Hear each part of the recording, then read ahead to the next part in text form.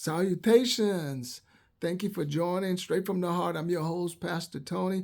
I want to talk about the Willie Lynch Letter. I want to go in a little bit deeper into this anti-crisis letter, into this document straight from the devil's desk. It not only indoctrinated and infested and still seemed to be having some sort of effect on the black community in a large part, but it also affected another community. And what I'm about to say, I'm not coming from any place that is nasty, mean, or I told you so's, or give me the likes. I come with a place of love to shine light on darkness, on evilness. Gotta expose it. This group I'm talking about is not to all white women, but to a certain group who still distrust people like me. You see me in my size. I'm walking behind you. You feel some sort of nervous. You're not used to me, and you don't know why. It's some sort of thing about the black man. It intimidates and it puts fear in you. And I'm going to tell you why. If you feel that sort of way, you were part of the Willie Lynch Letter as well. You've been affected by it in a negative way. Now, like I say, this is not to all, white sisters. We got them in our families. We got them at work. They're our best, friends. And, her braids are just as tight as, Kanisha's, something like that. So this is to that group who have a certain particular distance. You've been affected by the Willie Lynch Letter. How do I know? Let's go into the Willie Lynch Letter.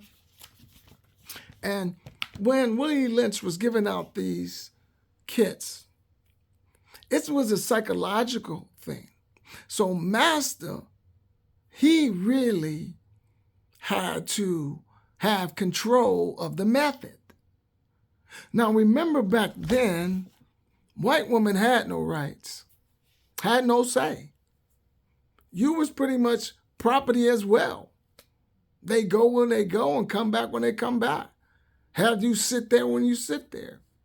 They were slaves, but on a different level because they was white, but they had no say.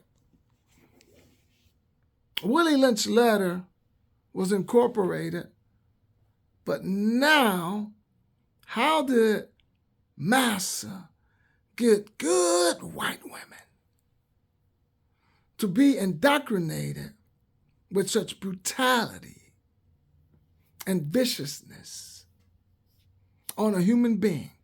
The Willie Lynch Letter. Because in all of those methods that he used by torture and setting folk on fire and becoming the word from hanging to lynching, he desensitized the white woman by empowering her, a woman who is by nature nourishing, kind by nature. That's why God gives you the ability to birth so you can nurture. That's why he gives you breasts so you can nurture. How did the Willie Lynch Letter take nurtures into just products of his evilness? He says this, gentlemen, these kits are your keys to control. Use them. Have your wives and children use them. Never miss an opportunity. Have your wives use them. Now remember, she's feeling a sort of way because Willie Lynch in the Willie Lynch Letter says for Master to go down there and have sex with the nigger woman. He compared her to horses, but he says go down and have sex with as many of them as you want because you Master. He says ejaculate and put as much as your seed in them as possible. So Master go down there and do his due. Now, back there, Master ain't going to be taking no shower, no bath, or putting on no new clothes. He going straight to the house and getting in bed with Mrs. Smelling like sex, smelling like the slave. Now, the same penis that he put in the slave nigger woman, he's putting in the white missus. Having babies, slave babies on this side, honorable babies on this side. He had to empower the white woman and said, all of this plantation is yours. Do with it as you will when I'm away. Your word over a nigger will get somebody in trouble. If you don't believe me, the indoctrination of the Willie Lynch Letter worked so well that it also worked on the women. You think those cats didn't use this on their own women? That's why they gave them the power so they can come and go and empower them with just the word and that power. Just ask Mr. Till how that happened. Just the word of a white woman. When this Karen thing had continued to go on a couple of years ago, I told my wife that's just the beginning. I said they're just putting feelers out to show everybody that a white woman in need of help can crush a nigga's life. All you have to do is hear a damsel in distress, and they'll come running. We'll come get them. We'll come get them. All you got to do is say, suspicious, say the Willie Lynch Letter. He says in the Willie Lynch Letter, anything out of the ordinary. It says, with great skill and practiced eyes, learn to read with great accuracy of mind the heart of the slave through his sable face. Any mood out of the common can afford grounds for suspicion and inquiry. What are you doing here? Why are you selling lemonade over here? You don't look like you belong in this place. I think I'll own more stuff than you. Thus, your word still holds power over men, black men. I said that to say this. It's still happening. The whites, not all whites, but the good old boys need an ally. And what greater ally is there than the damsel in distress? My white sisters, we're not the ones that's up in corporate feeling all on your booties and your breastises and areas that's supposed to be for your man. We ain't doing that.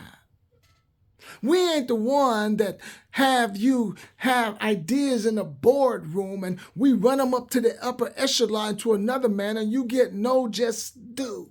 We ain't the ones. We ain't the ones that have you working the same job on multiple jobs and you smarter than everybody in the room, but you can't get ahead because you're a woman. It ain't us. It ain't us.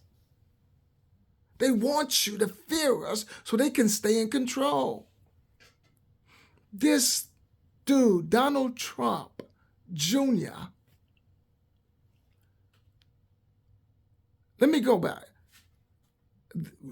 Most of you have heard about the plugs that came off of this particular airline. It's been in the news, ain't nothing new. We all got jobs.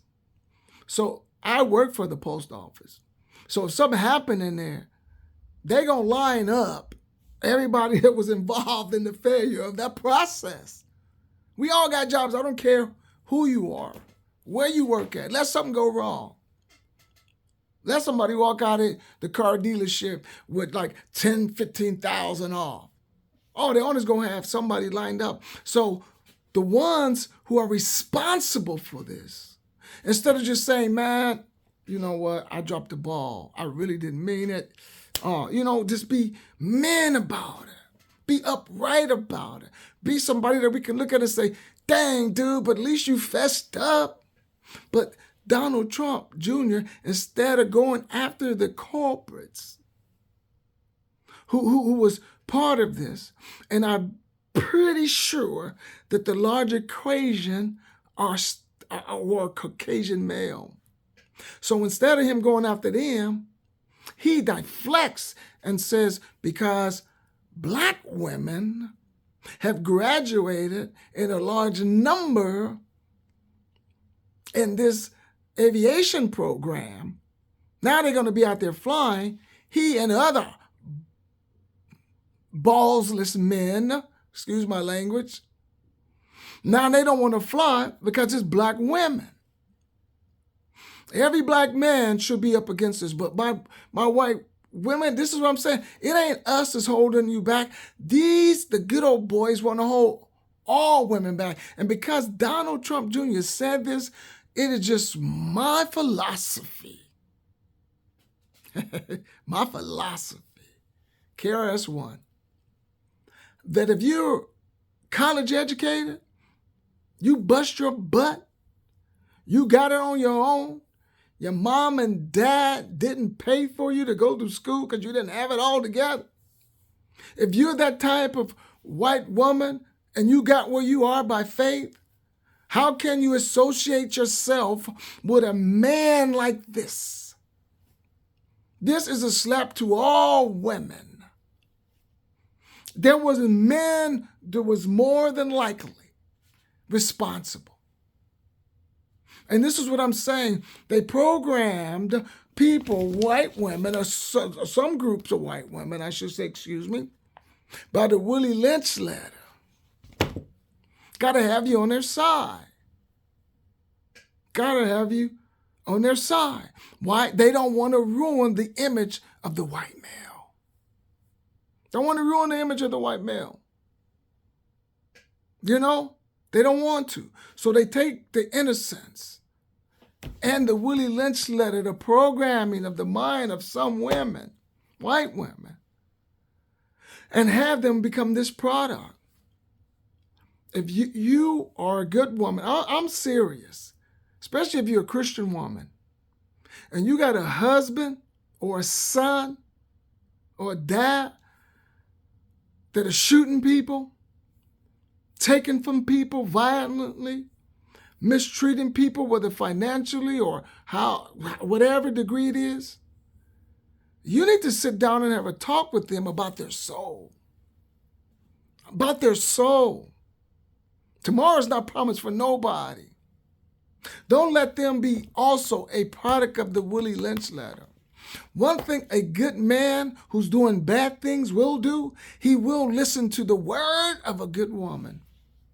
He ain't going to listen to no nagger, but he will listen to the word of a good woman. And this is what I'm saying about our white sisters, or some of our white sisters. Man, we ain't the ones that are holding you down like that. It ain't us.